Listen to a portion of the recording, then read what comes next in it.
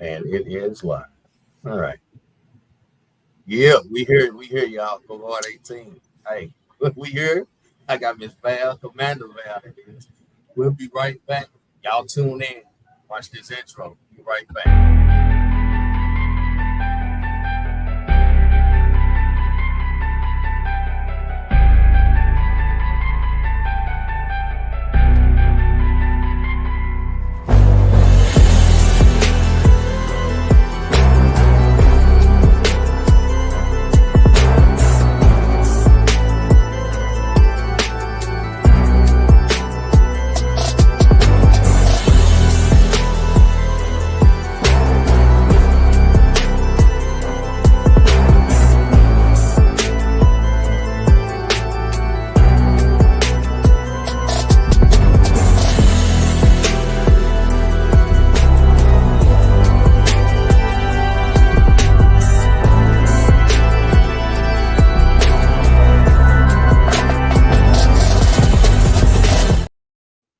Hey, what's up, Miss Val? What's happening? Hey. Thank you very much for having me on the podcast. Thank you for being here. All right, y'all. What's up, family? It's your man, Kevin Kev. Welcome to Empower CoHort 18 podcast, where we amplify the voices of community health workers. And that is community health workers who are credentialed, non-credentialed, those who are doing work in the community and identify as a community health worker. Like I always say, the little watermelon man on the stand on the corner down there on State Street, he works in a community, right? So he's supplying a service. That's who we want to talk to. So it don't matter. Once again, credentialed, non-credentialed, those who are doing great work in the community. And today it is Veterans Day. Salute to my Christian sister, my new life sister right there, Miss Valerie Young. She is in the house, and I'm gonna let her do her introductions. I'm just gonna follow along, y'all. Miss Val, what's going on? First and foremost, I'm telling you, every time I hear your introduction beat, I'll just be bouncing. But yeah, that beat go hard. I definitely appreciate it. Once again, just thank you for allowing me to come on your platform. It speaks volumes. Yes, today is Veterans Day. We definitely want to honor those who serve and still are serving. We do give reverence to those who passed along the way, but today is a day of service, courage, gratitude, sacrifice, dedication, etc., etc. I was kind of busy earlier. I had a Veterans Day program myself, and I must say it was a success, and it was in the community. And all right. I partner with a few community partners. Veteran Upward Bound. I'm not sure if you heard of them. Okay. They are downtown at the old college. The college was called everything, so I don't want to just the old SCC, MCC. Yeah. So they came through, and we had General Kevin Jacobs on, and my post to VFW, which is Veteran of Foreign Wars. When I shoot out acronyms, this is a disclaimer. When I shoot out acronyms, I will say the proper name of it, because due to the audience, with all due respect. So as commander of the VFW, we hold a Veterans Day program 11/11. No matter what. 11/11. Okay. 11/11 on Sunday, Monday, Tuesday, Thursday, Friday, Saturday, but it's going down 11/11. I don't play about that. I'm a very timely person. Even if it rain or snow, 11. Rain, snow, sleet. You know what? We had this Veteran Day program. Let me say this. We've been in existence for 88 years, okay? All right. So rain, sleet, snow, blizzard, heat, whatever the weather can.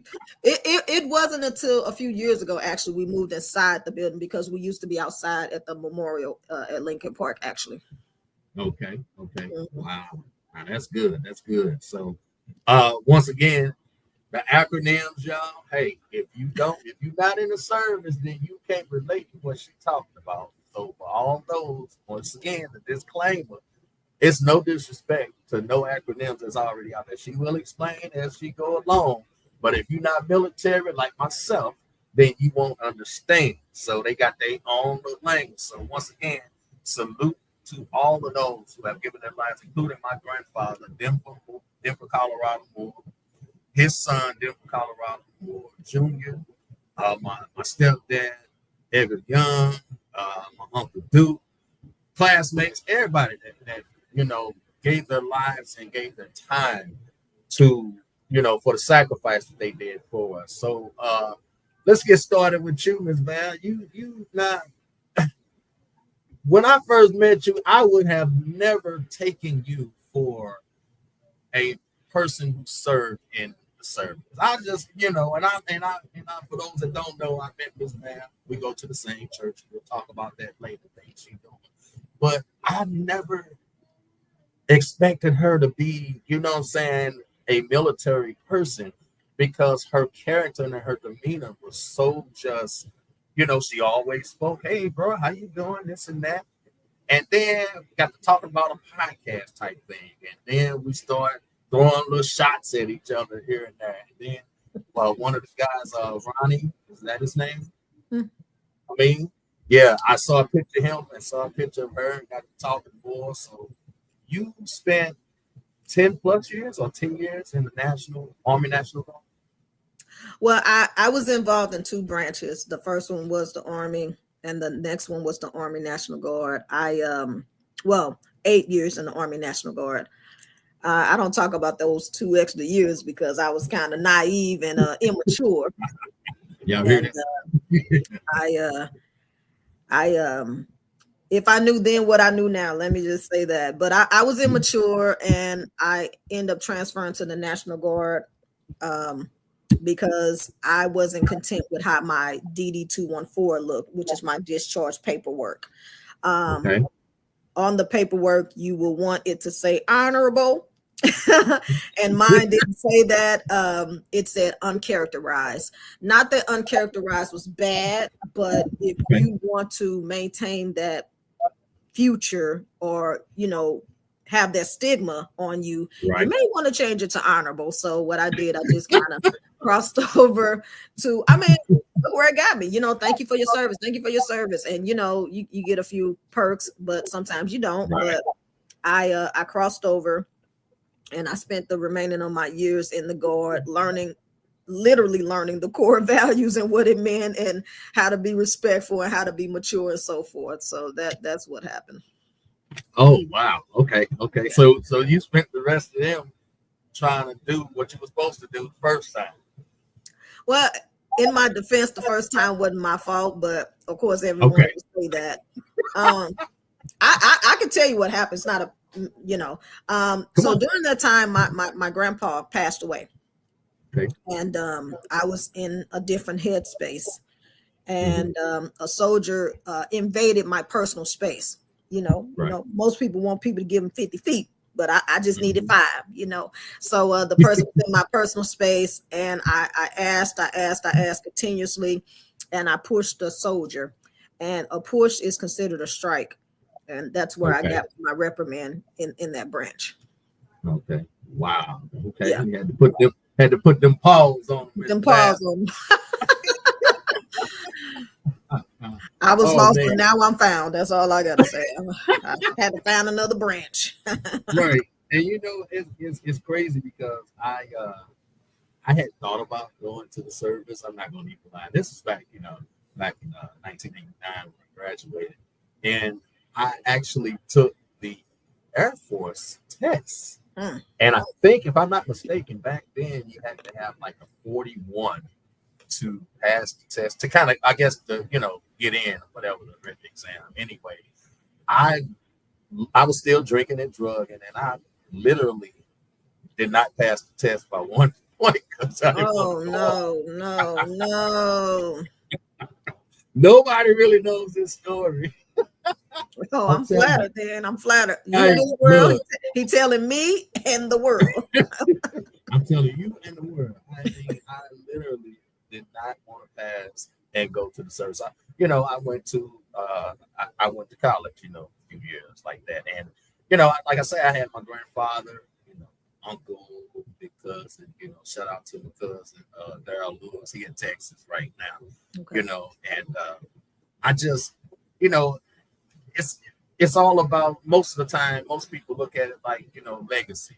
And, Yeah. my great grandfather was there, my grandfather, my dad, blah, blah, blah. And they feel obligated. Most people feel obligated to go into any service, any branch of service. Was that you at one point? Anybody in your family, or did you feel that? I didn't look at it like legacy. I joined the military because I knew I can do it. Okay, so we live this thing called life, and the thing is, what are you going to do with your life? Or are you going to make it count, or are you going to waste it and squander it? What are you going to do? So I joined the military, and I got in. And one thing about me, I'm very persistent, I'm very determined, and I'm going to put forth my best efforts. So I didn't have a concrete purpose on why I joined. Only person I knew in my family that was in the military was my Uncle Billy. Not to say that we talked about it a lot. It was like, oh, Uncle Billy was in the military. The end. So it wasn't like a major legacy thing, but over time I kind of heard very few of our people in our family, of course, have served, but it wasn't that for me. It was just I knew I can do it, therefore I did it. Oh, that's good. Yeah. And you know what? Like a lot of my guys, that went around my age, they were. I remember one guy coming back, and they was like, like I say, this was back in the early '90s. They were coming back with DJ equipment and stuff, and the DJ equipment was cheap over in the other countries and stuff. It's like, the 1200s was the big thing, and then they had the lower version of those, the Geminis, and everybody wanted to be everything was just cheap back then. And I was like, really? You can get this going to the service? I wouldn't even think about being a DJ then. I was kind of into music, but oh Lord, let me get on that board right there. Yeah. They say you can buy things in the Middle East half price, and boy, they wasn't lying. I mean, people were shipping cars and motorcycles, and talking about equipment. My goodness. Yeah, I still have some of my my prayer rug. I got my just a few items. I'm not trying to tell everybody what I got, but I just got a few items. Just a few, world. Just a few. Just a few, world. But that was just like, I mean, because we had the guys, we get a junior, senior high school. You have the recruiters that come by and talk to you. And I remember there was one guy who covered East St. Louis schools. Back then, you had Eastside, Lincoln, and all the middle schools and stuff before they changed over. And also down our way in Brooklyn, Lovejoy, which is also St. Clair County. And you had this guy that came every year. It's like you thought he actually worked at your school. You know what I'm saying? It's like, okay, you would think he coming to see the juniors and seniors, but it seemed like he had a job, like he had office. And we always had to go to the library, and we would talk to this guy, and he would give us little pamphlets and stuff, and say to change your lives and stuff. So did the military you being in the military, did it change your life? And if it did it change for the better or worse? So I want to go back to the recruiter thing, if I may. Yes, please. I think we are missing that substance in school today. Now, I got recruited across from Eastside, to be honest, while I was still 11th, 12th grade, because I although I got in early, I couldn't go until I did go into the Army, and the guy who wanted to recruit me from the Guard, I was like, nah, I ain't trying to go up in there. And then when this incident happened, I went back and I found him, and he re-recruited me. But I said it to say, the recruiters back then, to me, they were very involved. They were very engaged. Yeah, I'm sure they had their alternative motives, because let's be honest, you didn't really hear about the recruiters until you got to basic training, what their real intent was. Right. But I remember them being at Eastside. I remember them being in the library, like very heavily invested, but you got to understand they were invested in you because you were attached to their name, and their name, you were attached to, I guess, their quota or whatever you want to call it. So it's almost like who's cheating who here. But I do believe they had some sort of our best interest. I'm going to say some sort because I don't like to speak for people personally. Did the military make me better? I think what we do in life is it either enhances us or it doesn't. Anyway it goes wrong or right, you're going to learn something from it. Whether it's an addictive matter, a habitual matter, or a good matter, or a life learning lessons. That's how I live life. I take life lessons as what it is. It's lessons, whether it's good or bad. It's just like whatever choice you make is going to have consequences, good or bad consequences. I think the military did what it's supposed to do. Everything I went through in the military was what I was supposed to go through. Because when you alter one little thing, like, oh, I wish I could change that, well, it wouldn't have made you into the person you are today. Okay. I like that, and I always hear that back when I was, and I keep saying when I was coming up because it was back this way, back in the 90s, like. You made that clear. You started talking about the 80s. I was born in 82, so I don't think I need to say nothing else. Talking about 89. Okay. I graduated hospital in June 6, 1989. But you could tell, back then you could tell a person who was in the military or who was former military by their shoes, for one. We always said that by the shoes because them people in the military, they shoes, they had the spit shine to death. I'm talking about them Stacey Adams boy was clean cut, and you could tell. And then another way you could tell is by their characters, by the way they act. And I always heard the word discipline. Yeah. Especially if you was a bad kid growing up, and then you went to the military, and somewhat or somehow you would either change or not change, but it disciplined you very well. I heard that a lot. Is that true? Let me go back. Every time you say something, I got to go back with you. You say Stacey Adams. I was saying shiny Easter shoes, but I ain't have it like that. Man, you know what I'm talking about? Them black look. I think I wore some today. I think I wore some today. See there? I'm so sorry, y'all. I got props. All right. When it's funny. I was a correctional officer, and I'm gonna keep it general. I was a correctional officer, and the prisoners paid more attention to the staff than the staff paid more attention to themselves. That's what I think. My shoes, shiny, dress right dress. My walk, very upright. If I were to meet you, like the first day I met you, should be the person I am today, if that makes sense, like consistently. Okay. And if that's not what it was, then that's how they would get to you. Wow.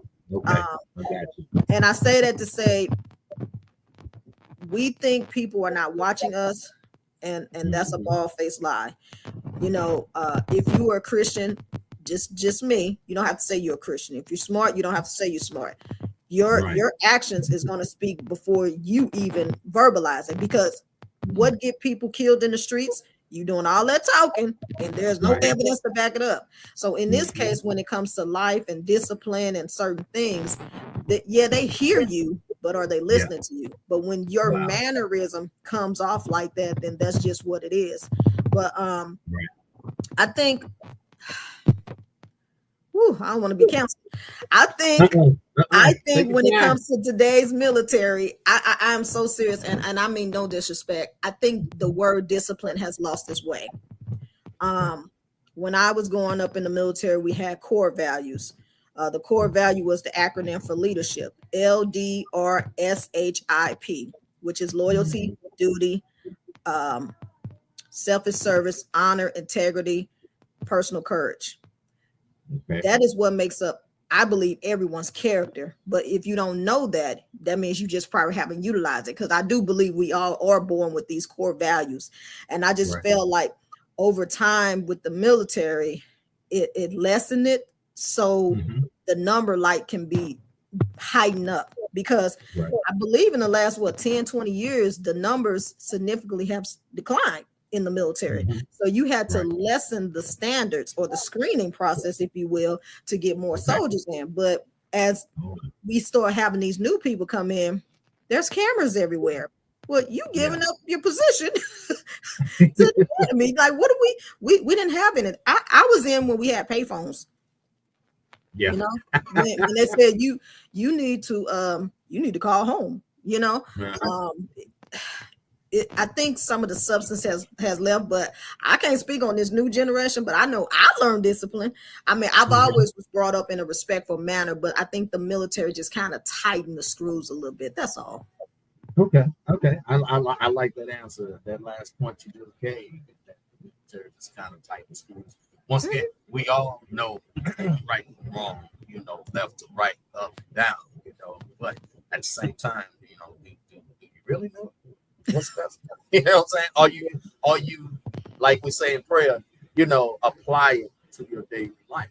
Are you applying what you know about left and right, up and down? So, I mean, I'm agree with that. Discipline comes a long way. It doesn't have to be taught in a regulatory school or secondary school or anything like that. Your core values kind of start at home. Your experience just kind of help you grow that area. So I saw Commander on there. What that mean? What that is? You know, I'm gonna ask you. No, I'm asking. Oh, once again, y'all, you know, if you don't know exactly how she will explain it, y'all, you know, I'm not gonna be too petty. I'm gonna be very respectful. But you know, Ms. Van, what? When I hear post commander, I'm thinking like postmaster at the post office or something. That's different. I'm not making that post office money. I'm so apologetic to tell you, sir. Post commander, what is that? So I joined the VFW in the late 2000s. VFW means Veteran of Foreign Wars. There are different service officers or service posts that one can join. You have the VFW, which is Veteran of Foreign Wars. You have the DAV, which is Disabled American Veterans. You have American Legions. I'm actually in DAV. I just you know, I'm a life member, but I'm also I joined the VFW, and I didn't see much movement. I was a member, but it wasn't much movement. So I ended up leaving, and then I came back. When a comrade said, "Hey Val, come on back. We need some young blood. You know, give you that young blood talk." And I came back, and she kind of, you know, whistled away or kind of stepped back a little bit, but she actually was the reason I got back into the VFW. So when I got back in the VFW, Veteran of Foreign Wars, I'll be using these terms interchangeably because I'll keep forgetting. Somebody probably come in VFW, you know. So when I got back to the VFW, I climbed up the ranks. I was still a member regardless, but I said, well, let me try this position, which is junior vice commander. Let me try this position, which is senior vice commander. And I'm just fast forwarding. And then I am the commander. And I must say, there are bylaws to every organization, but it's almost like being a parent, Kev. There's not really a rule book on it, even though there are rule books on it.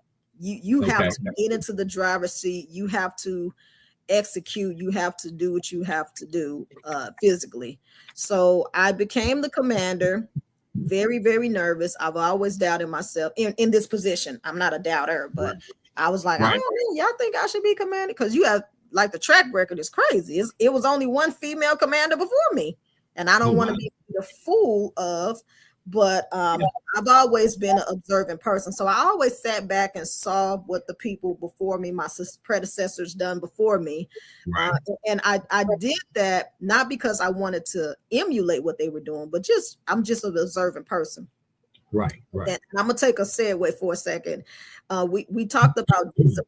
And I want to say we're not born with discipline. We have to emulate. We have to see what people do around or before us or whatever.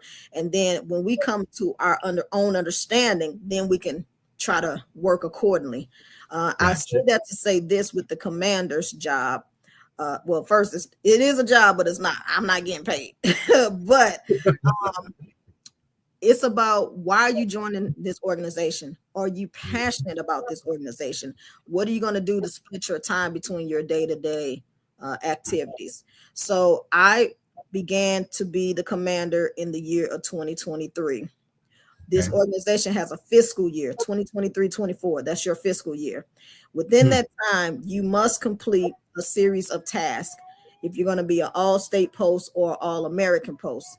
Now, this veteran of foreign wars in East St. Louis, I might add, has been around for 88 years.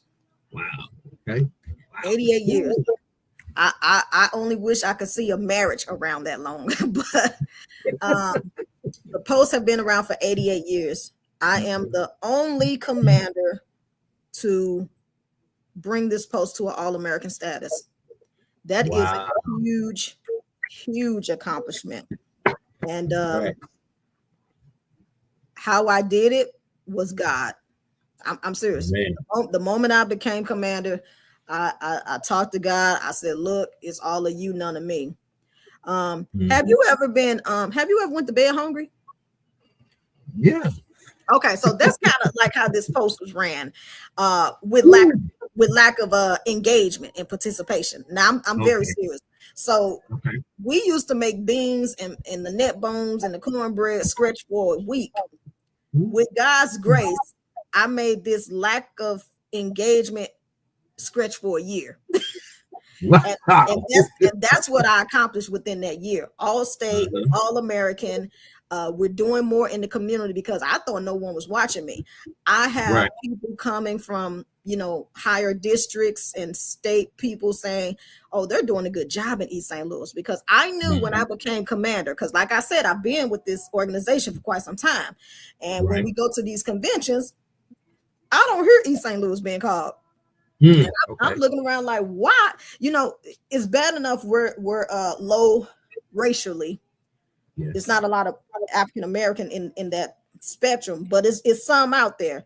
But the stigma East St. Louis have. So with that being said, I said the last time I said if I become commander, they're gonna get tired of calling East St. Louis name. And because I'm a very serious person about what I do and what I represent. You're not gonna have them that say Commander Valerie Young up there and we don't succeed in no fashion. So we did that in this fashion. And I say we because we do take a team.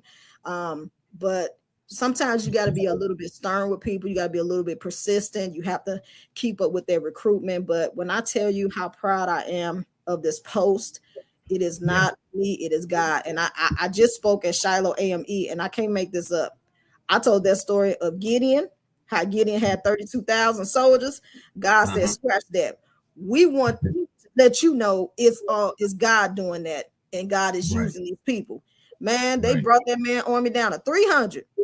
He had no choice but to say, but God. And that's how I feel with this post. I pray for every member. Anytime I recruit people, I literally talk to them on the phone, or I take them out, have a little meal. I want to break this program down so they know I know what I'm talking about. Therefore, if you ask me a question about this organization, like, who's that commander over there? She don't know what she's talking about. You have to put your foot in it, just like you did with this podcast. You have to study this podcast. You have to get to know your guests. You have to talk to them on the sideline so you'll get a feel of it. Right. That's just that's I hope y'all got that little gem right there. I'm telling you, I post commander. Like for those who don't know, you see little terms like that. Like every little sector has their own little acronyms, language, and everything like that. Even with this community health worker thing, because I told somebody, they were like, what is CoHort? I was like, well, CoHort just kind of means family. It's kind of like we're on the same. We have the same like characteristics and everything. Yeah. So I get it. and I'm glad to see that you're doing work in St. Louis, but you're also doing some great community work out there. For one, I know we talked about, and I wanted some people to know about this, about the Veterans Court. Okay, so I know you. Can you please explain to the people, let them know what that's about, the Veterans Court?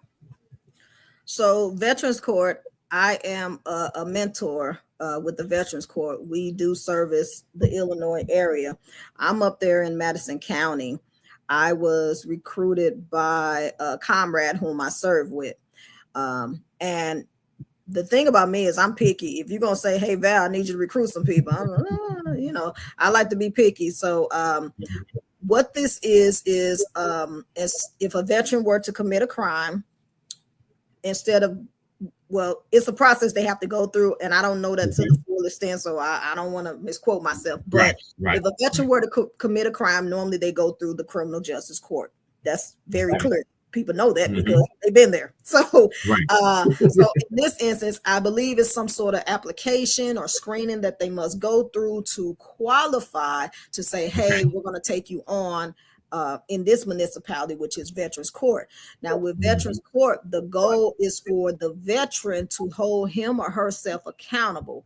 The goal is for them to get involved in rehabilitation programs, to keep up with your mental health, medical health, appointments, medication, if you are medicated compliant, of course, not engage in addictive behaviors.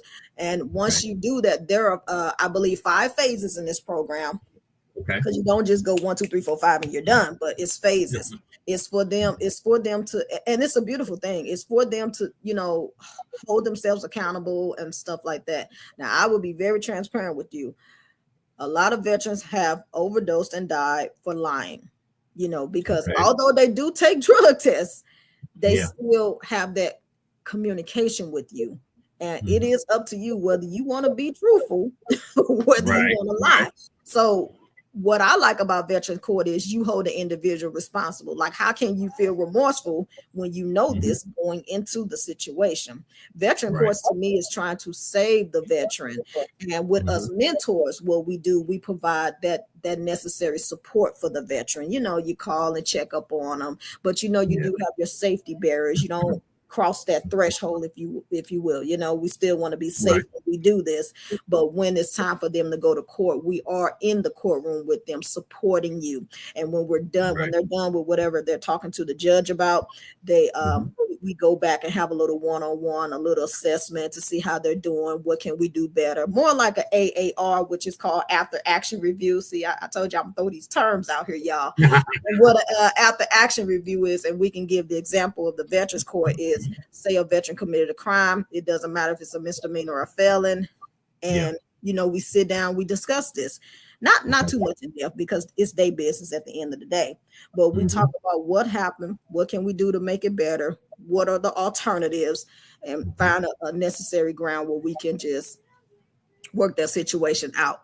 So once the veteran complete their 5 phases, it is so beautiful. The judge will graduate them. They'll get a certificate. They'll get a coin, and their record will be a sponge. Like seriously. Yeah. So I don't have. I mean, if I was a veteran, just saying, if I was a veteran, and I don't have to wait for slate, I could go through. You guys, this is a real judge. This is just a different municipality. Everything is real. You're just not doing it on the criminal side. They have the social workers, they have the judges, they have the law. It is literally like court, but the veteran has to do his or her part. You gotta meet, this system, if you will, halfway. But it can get emotional when you think a veteran is on their way and then you hear that your client will not be seen today because they had an overdose last night, or it's very serious. It's to a point where the judge gets upset. Now I like this judge, but I ain't never seen her upset like, you know what I mean? Because it's personal. Because guess what? The judge is a veteran too. Oh, okay. So it's not just any judge.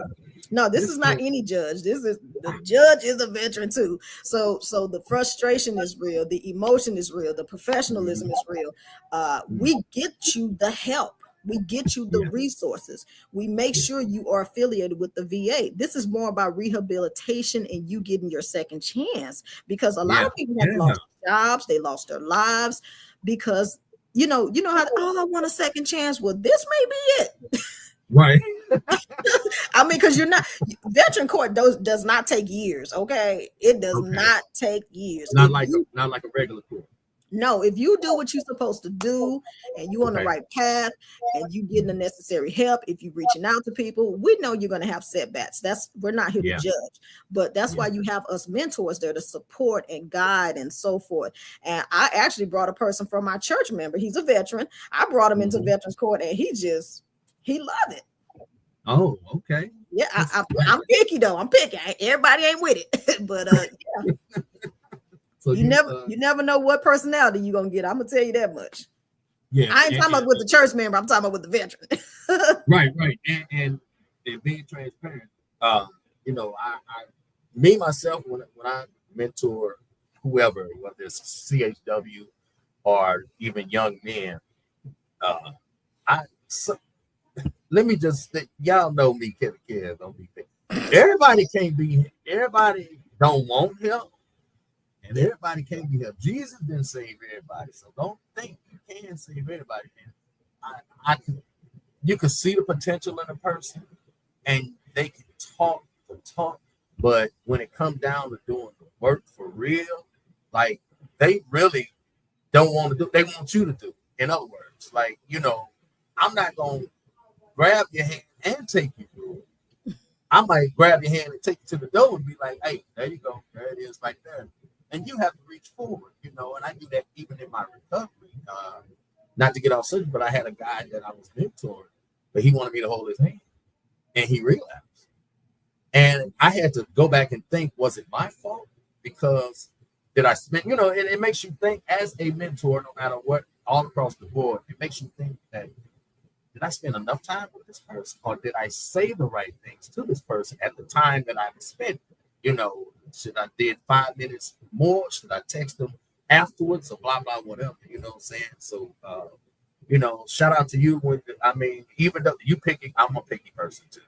Mm-hmm. Shout out to us who all those who just, are mentors and willing to put the time in to, to help another individual, no matter, especially if they've been through what they've been through.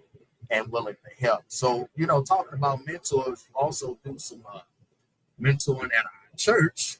New Life Community NLCC, baby. Yeah, we build New Life strong families. We build strong families. I just want to say I'm not picky with the veterans I get because I have no control over that, but I am picky with who I refer.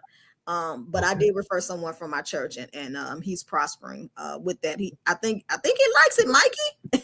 All right then. Look at the Lord. Yes, mentoring at New Life Community Church. Our pastor always say, do the 5. He say we should reach, connect, grow, honor, and serve God with all of our lives. That's right. I think I always been a mentor growing up, so that was the easy part. This, I just don't want to just go to church. Gotcha. I've done a few things in the church, from be a teacher with our growth groups, where we learn Bible-based principles and stuff, or so in this case, I think a few years ago, I've only been mentoring a few years ago with TNG. TNG stands for the next generation. And what that is, it's the next generation of our youth in our community or what have you. So every Thursday, we come together at our church and we teach Bible-based principles. And in this season, if you will, we're teaching about decision-making to the youth. Every day, we always have choices to make. And the question is, are you going to be content with those consequences of the choices you make? So I've been mentoring the youth for quite some time, and it does have its challenges. And what I am learning is this generation is different. the best way I can say it.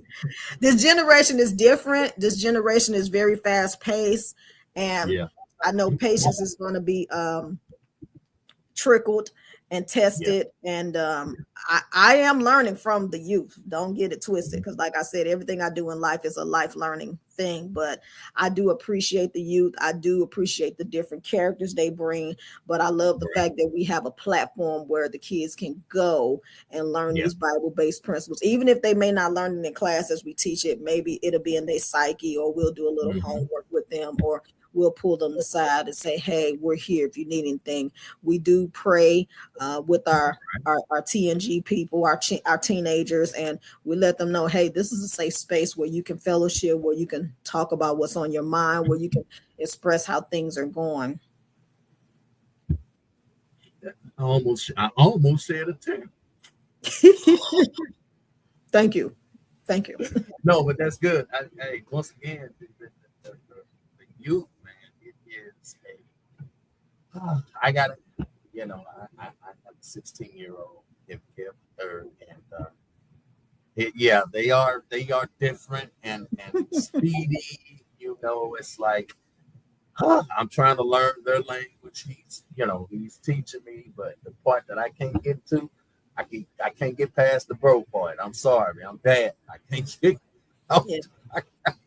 I had to look at him and be like my mama used to do on the big glass. What you say, boy? He said, "Oh, Dad.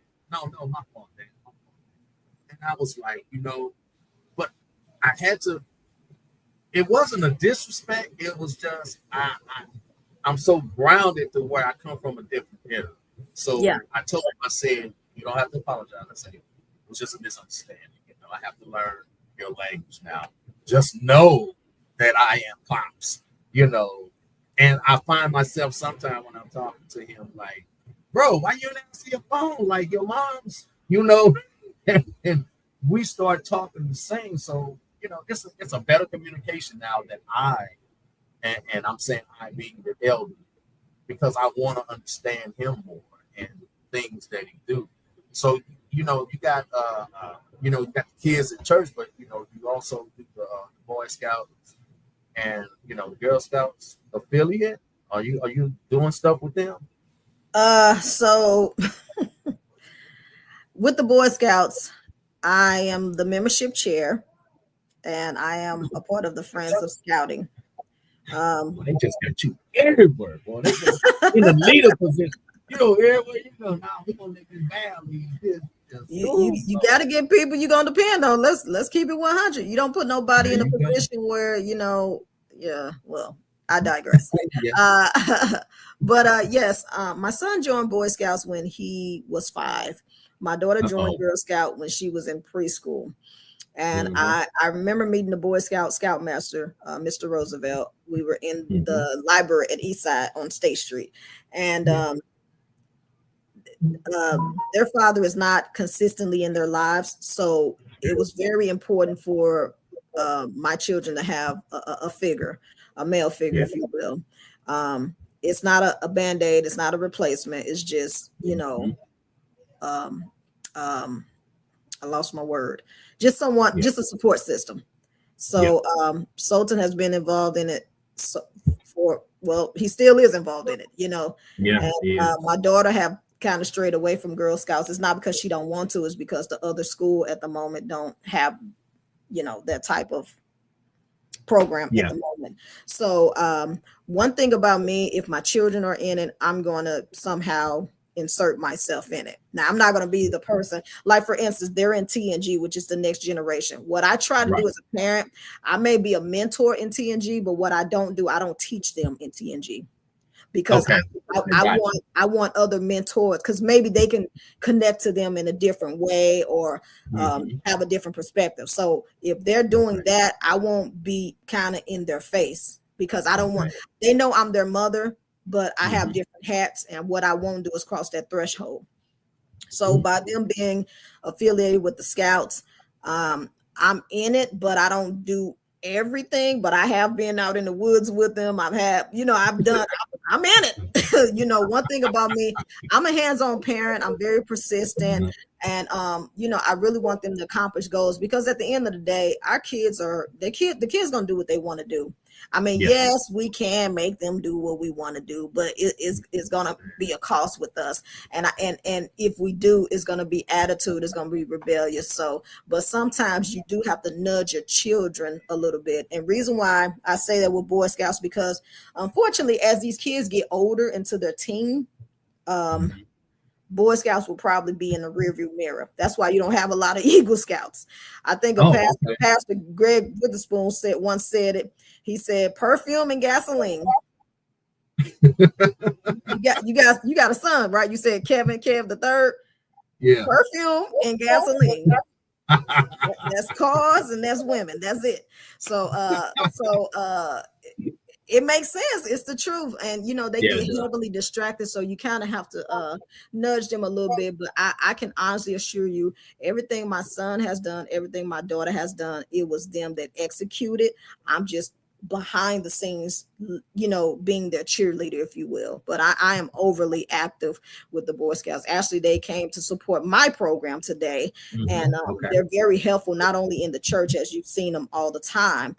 They're helpful in the community. They do community work, community projects. If we're the first one in, you better believe we're the last one to leave. That's why I left that program almost at 2, because we want, one thing about Boy Scouts, their slogan, their motto, their mantra, whatever it is leave no trace.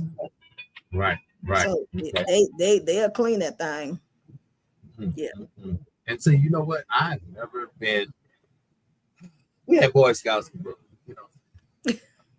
Larry Webster, and he was the scoutmaster, and it was, once again, back in the day, it was different. I never was a Boy Scout person. You know what I'm saying? Like, I saw some of my, my buddies, younger and older, be in it and all of this. But now going to New Life and seeing Sultan, and then seeing, Uncle Charles, so Mr. Biggs, Uncle Charles, yes, sir. Seeing him, and I hear the stories that he tell about the Boy Scouts. Like most of the trips when they're doing on the Saturdays, of course I do security there, and I'm there, and he's got his hats on and everything. And I'm just like, man, he says, well, let me say this: they respect him, and he's older than me. They respect Uncle Charles, because Uncle Charles gonna tell him straight out. And like he told this one little boy that was coming, he was like, "What you doing hanging with them? Look, in front of his mama." Yeah. In front of his mama. And his mama couldn't do nothing, but she just stood there. And we standing there as security, and I'm like, okay, look around, Charles, he been there, he was there. You know what I'm saying? That's wisdom and experience.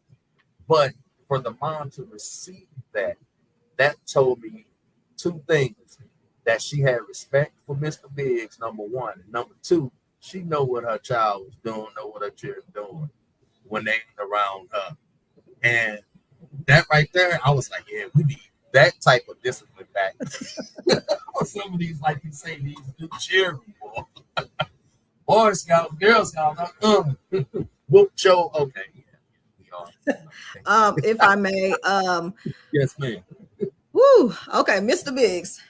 He got stories for days, because I'm pretty sure I'm part of half of them.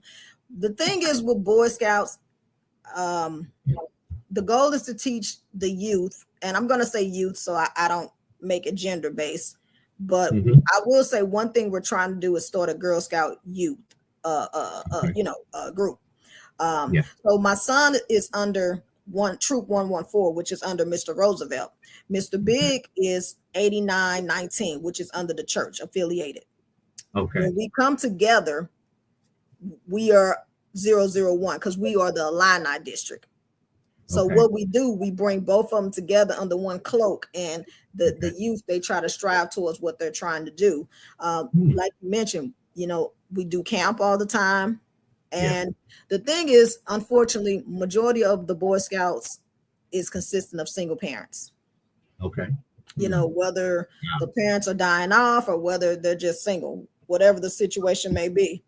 So Mr. Big is there and Mr. Roosevelt is there as a guide.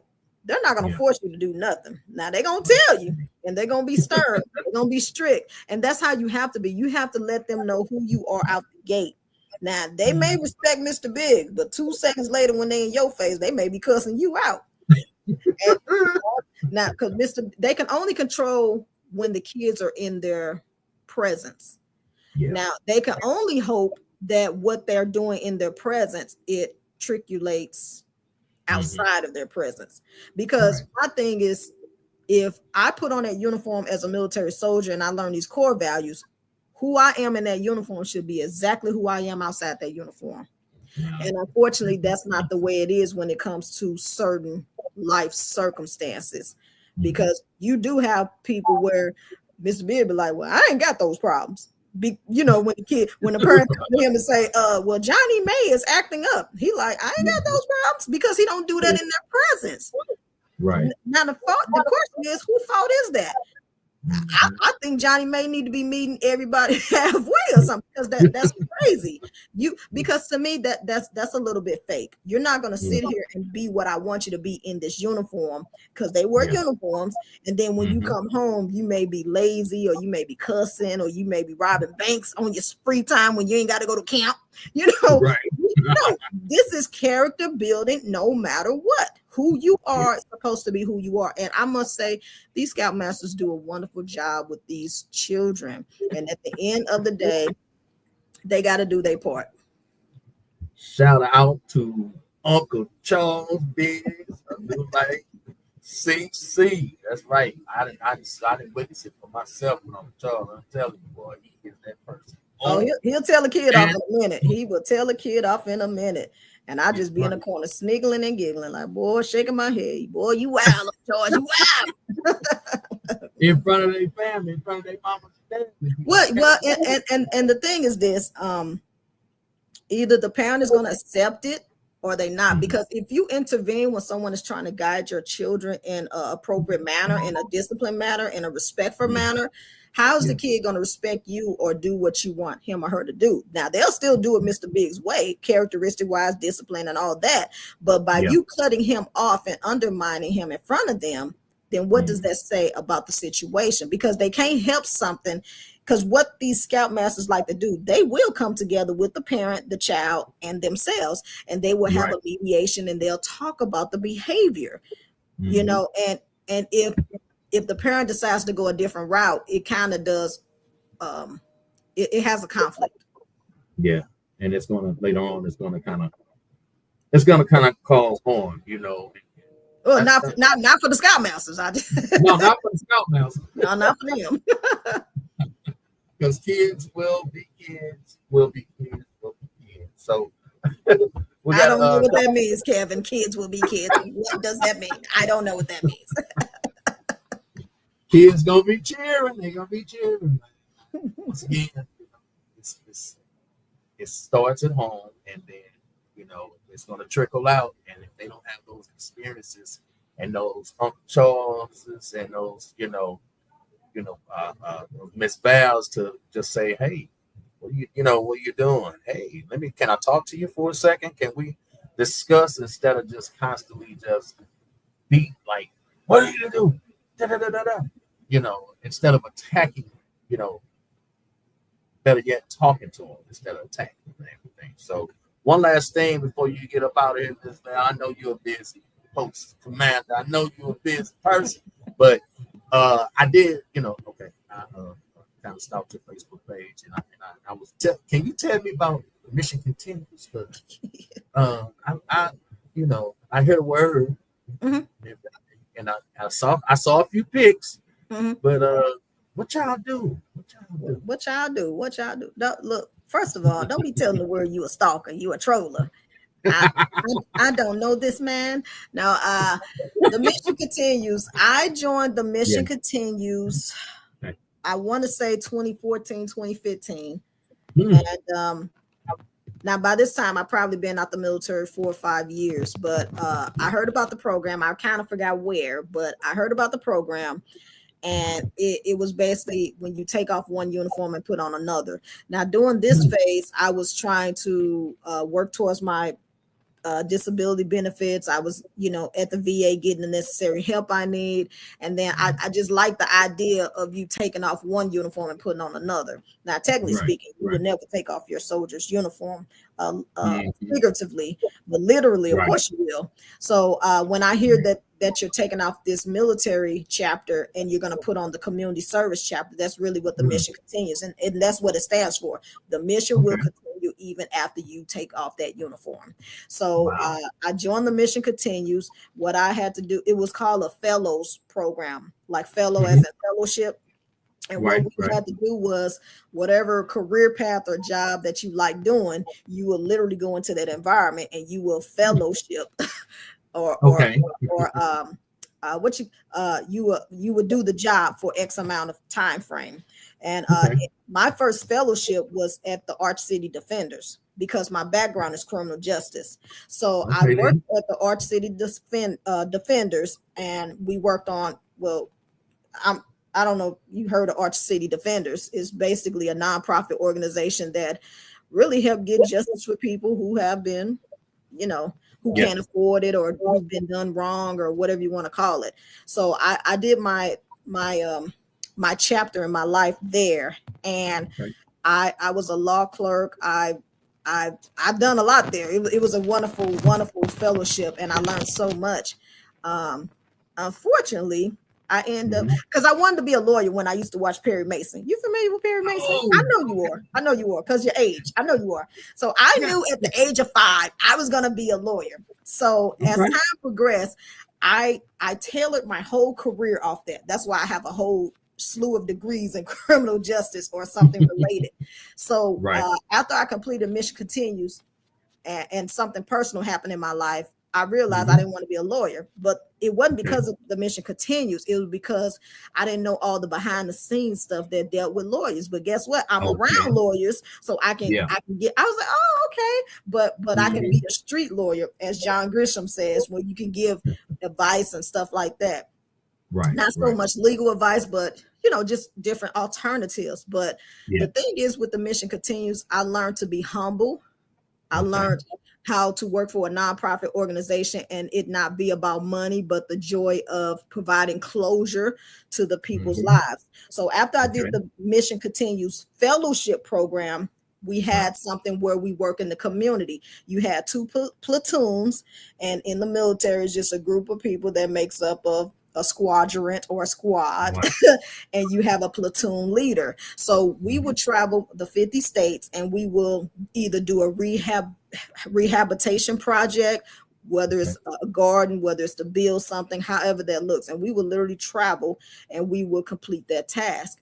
And it just kind of, and it's therapeutic. Study shows when you do things beyond your regular therapy, it's called recreational therapy. Like fishing is recreational therapy, playing the guitar is recreational therapy. So for us serving in the community is recreational therapy. In St. Louis, we've done the George Washington Carver gardening. We've done the Greenwood Cemetery. That's the all-black cemetery over there in St. Louis. We've done a lot of schools. Where before they start school, we'll prep the grounds, the playground, make sure we just do a lot of beautification when it comes to certain projects. So that's what the Mission Continues is. Literally, the mission will continue afterwards. Wow, that's great. That's good, man. I'm gonna have to get with y'all. They've been around since 14. I believe so. Yes, sir. Well, before you get with them, you gotta get with the VFW, which is Veteran of Foreign Wars. Don't be trying. Yeah, the mission gonna continues. But the beautiful thing about the Mission Continues, people besides veterans can volunteer with us. So if you want to bring your children, if you are a part of the organization, if you want to volunteer, because all it is everyone coming together and we're beautifying and rebuilding a project. That's all. Oh, okay. All right, then. I like that. Shoot. Might have to, I guess still got to go through the I can just help out. Just help out. Yeah, I can just show up on the scene, just help out. On the scene, brother. And we'll even give you a free t-shirt. See, that's what I'm talking about. That's why I'm there. I'm there for the t-shirt. That's you there for the labor. We're gonna get you the labor. I'm there to, to help out and everything. Yeah. Beautify the city, the park, the school and stuff. I am so petty. Hey, Miss Val, you are doing a wonderful job at what you're doing. I mean, number one, salute you. Salute you. I am happy that you stopped by to share your experience, within the service and the community work that you're doing. Any last things you want to tell people, let them know? Yeah, I am very overjoyed that you invited me to come on your platform to express different chapters in my life. When you kind of put it out there in the atmosphere, you like, wow, I did do that. And my children, shout out to Sultan and Virtuous. I love them so much. And one thing I try to do as a parent, not only instill that, faith is very important, I try to let them know that it's okay to have beliefs and values and to love yourself. I can't walk in their shoes. I'm not one to walk in anyone's shoes, but I can only guide you. So I just want them to know everything I do is for them. And one thing about me, as long as God is giving me time on this earth, I'm going to continue to move up the ladder, up the ladder, up the ladder. I don't know what's next for me. Yeah. I don't know what's next to me for me, but I will continue to serve. I will continue to put forth my best efforts. I mean, I love how we cross paths, like literally we cross paths and the building ensued. And I noticed the friends you probably had 20 years ago, you probably don't have them anymore, because what we need to understand is some people are in your life for a season, and half the people, now I still know them, but I'm talking about their relationship, that support system. And I love how our church adds that. And it is because of our community. I am on the prayer line every day at 6 a.m. getting that spiritual food and that knowledge and so forth. I do see you periodically, and I see you engaging with people. This is what we do in the community because we are a part of the community. So I am personally grateful for this platform, and I just encourage you to keep it up. Don't stop. Just keep thriving. Thank you, ma'am. Thank you, ma'am. And thanks to everybody else out there that's watching Power CoHort 18 podcast. It's your man, Kevin Kev, along with Val. We thank y'all. We salute once again to all those who have given their lives, who are still serving, who have served, and especially those who, even after that, are doing work in the community. Podcast, CoHort 18, baby. We out.